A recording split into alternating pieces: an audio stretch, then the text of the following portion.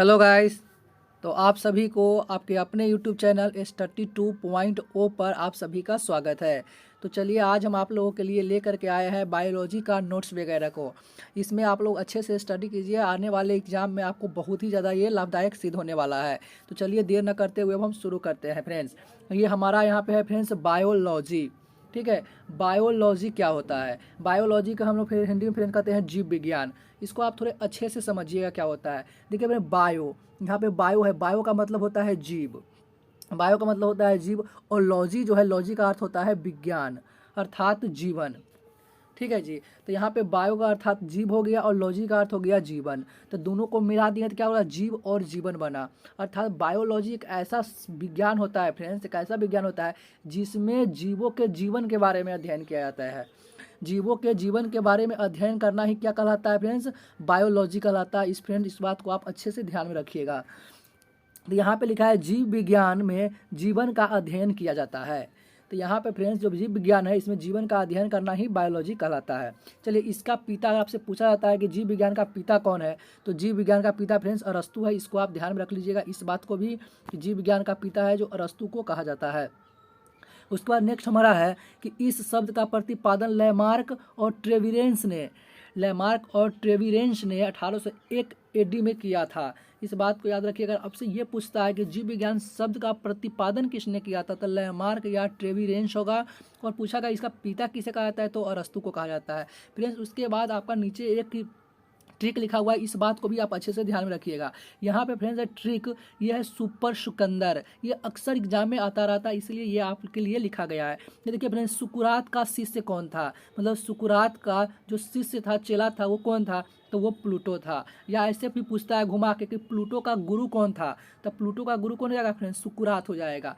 सुकरात का शिष्य है प्लूटो, तो प्लूटो का गुरु हो जाएगा सुकरात।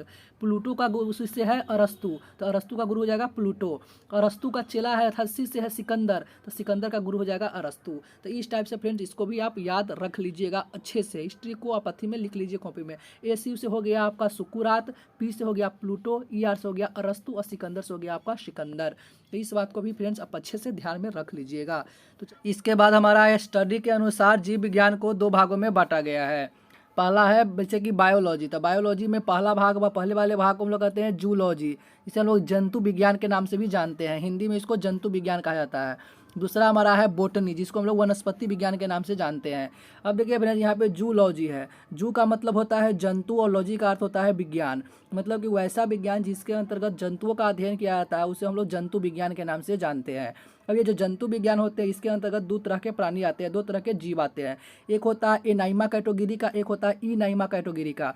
ठीक है फ्रेंड्स, एनाइमा उसके कहा जाता है, यहाँ पे गलत लिखा हुआ है, यदि जंतु में लाल रक्त न हो, जिस जंतु में लाल रक्त नहीं होता है उसको हम लोग कहते हैं एनाइमा, और जिसमें लाल रक्त होता है उसको हम लोग कहते हैं इनाइमा। ठीक है, जिसमें लाल रक्त होगा उसको इनाइमा, जिसमें नहीं हो उसको हम कहते हैं एनाइमा। तो देखिए एनाइमा, एनाइमा में कौन कौन से आते हैं, जैसे कि आपका आएगा तिलचट्टा, झींगा, मछली, केकड़ा, मच्छर इत्यादि। इटी से ये सब जो है एनाइमा के अंतर्गत में आता है। और दूसरा आपका है इनाइमा। तो इनाइमा के अंतर्गत वैसे जंतु आते हैं जिसमें लाल रक्त पाया जाता है, जैसे कि पक्षी वर्ग और स्तनधारी वर्ग, मेढक, ईटी से ये सारे जंतु ऐसे हैं जिसमें लाल रक्त पाया जाता है। दूसरा हमारा टाइप है इसी बायोलॉजी का बोटनी, जिसको हम लोग वनस्पति विज्ञान के नाम से जानते हैं। ठीक है, इसका जो पिता है, अगर आपसे पूछा जाता है कि बताओ बोटनी विज्ञान का पिता किसे कहा जाता है, तो इसका पिता फिर हम लोग कहा जाता है थियोफ्रेस्टस को इसका पिता कहा जाता है, थियोफ्रेस्टस। और बोटनी के अंतर्गत वनस्पतियों का अध्ययन होता है। उसके बाद आपका जीवधारियों का वर्गीकरण। तो जीवधारियों का वर्गीकरण किसने किया था फ्रेंड्स, तो ये जीव राय ने किया था, जॉन राय ने किया था। जीवधारियों का वर्गीकरण जॉन राय ने किया था। और आपसे ये पूछा जाए कि आधुनिक जीवधारियों का वर्गीकरण किसने किया था, तो आधुनिक जीवधारियों का वर्णन जो है वर्गीकरण वो लिनियस ने किया था। तो ये हमारा जाएगा लिनियस। लिनियस की पुस्तकें कौन सी है, तो सिस्टोमा नेचुरी है, और भी बहुत सारे पुस्तकें हैं फ्रेंड्स। लेकिन आपके जो पॉइंट एग्जाम के पॉइंट ऑफ व्यू से अच्छे है उसके लिए वो हमने यहाँ पे लिख रखा है। तो चलिए मिलते हैं नेक्स्ट वीडियो में, आज के लिए इतना ही काफ़ी है।